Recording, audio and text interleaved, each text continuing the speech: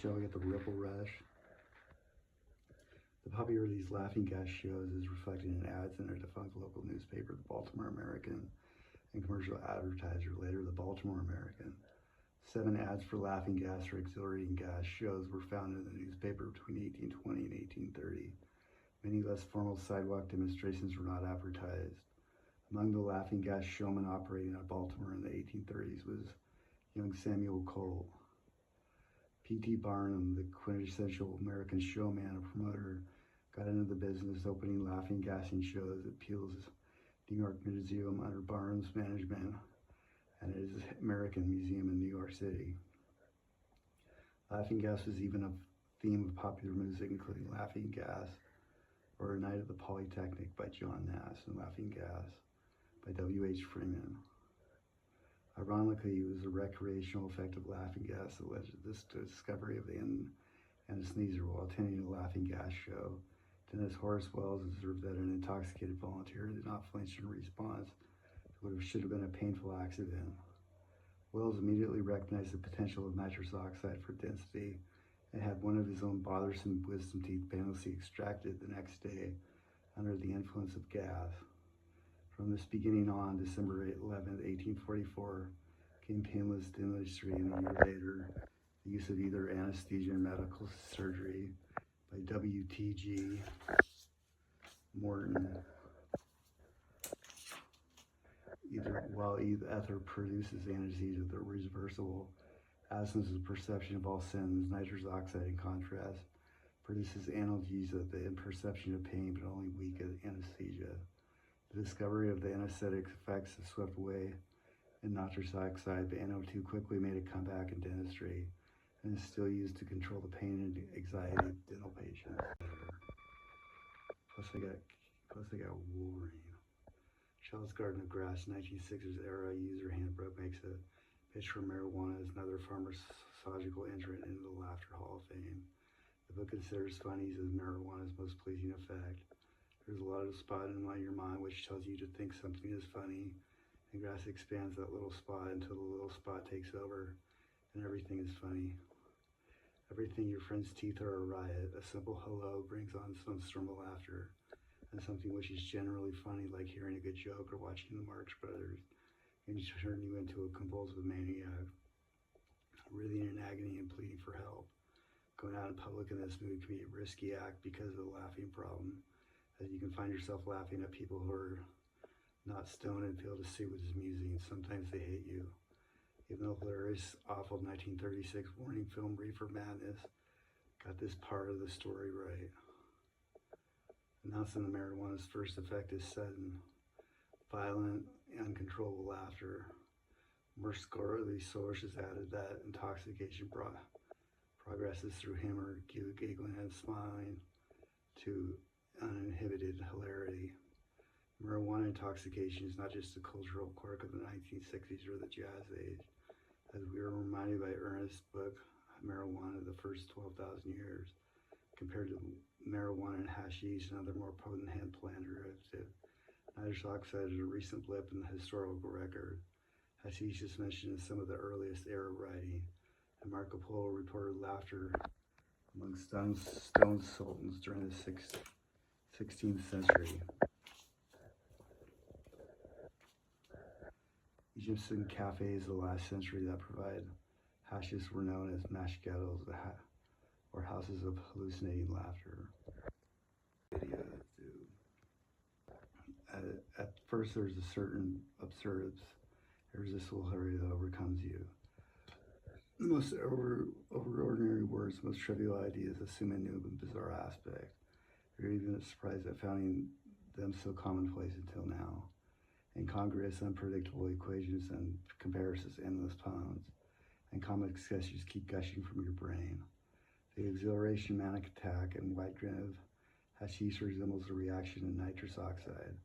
However, unlike the rapidly reversible effects of nitrous oxide, the effects of hashish are more sustained and cumulative. By hashish and nitrous oxide, laughter contrasts with the weaker, infrequent laughter of opium with its beautiful smile. As disquieting conclusion to our analysis of synthetic pleasure, I know that the muscular hashish grin has been likened to the rhizus cercosis of the dead. Laughing until you're weak in the knees quite literally describes the pygmies of Central Africa, our planet's most exuberant laughters. And the forest people, Colin Turnbull, describes the pygmy as not being in the least self-conscious about showing his emotions. He likes to laugh until tears come into his eyes and he's too weak to stand. He then sits or lies on the ground and laughs still louder. And when pygmies laugh, it is hard not to be affected. They hold on to one another as support, slap their sides, slap their fingers, and go through all manners of contortions. If somebody strikes them as particularly funny, they will even roll on the ground. These good-natured forest dwellers exhibit an exaggerated case of behavior we have all witnessed to a lesser degree. But sometimes people actually do the ground when laughing, and like the fun-loving pygmies, they have no choice in the matter. Laughing until you're weak in the knee quite literally describes the pygmy as a symptom. Cutaplexity is a sudden spell of weakness triggered most often by laughter, but also by anger and other emotional excitement or acts. During a cataleptic attack, a person may collapse into a heap of toneless muscles, a completely reversible stage, which might last from seconds to 30 minutes. The patient is alarmed but helpless during the first minute or so of an attack. Mild or more common forms may be hardly noticed, involving only sagging eyelids, jaw, or head. Cataplexy is not rare, afflicting at least 70% to 80% of the 250,000 patients in the United States suffering from narcolepsy. The abnormal sudden onset of daytime sleepiness. Among sleep disorders, only narcolepsy causes cataplexy. Imagine a fisherman being so excited by hooking a fish that he's too weak to reel it in. Finding that we can paralyze some place with people with a punchline by saying boo gives a perverse sense of power and a reminder of the quirkiness of our brain and its body. Katharina do. As a non-catapletic, you're free of laughter's paralytic powers. Not according to researcher S. Overeem and colleagues. Damn, I do. Well, Katharine action and study of the H reflex, a neural mechanism regulating. I got her. I got Stacy's regulating muscle tone. They found that laughter almost totally blocked the reflex in both cataplexic and normal controls. I got Stacy Sarin, dude. Going weak with the Alice in Wonderland is in heaven, not only a figure of speech, it's also a physiological fact. Extrapolating from this finding, we should ask whether laughter should be avoided immediately before or during athletic competitions or other demanding physical challenges. Happy Puppy accurately describes people whose lives are constrained by the rare, genetically based neurological condition known as Engelmann disorder. Happy Puppy accurately describes people whose lives are constrained by the rare. I'll give you one more of this story, dude.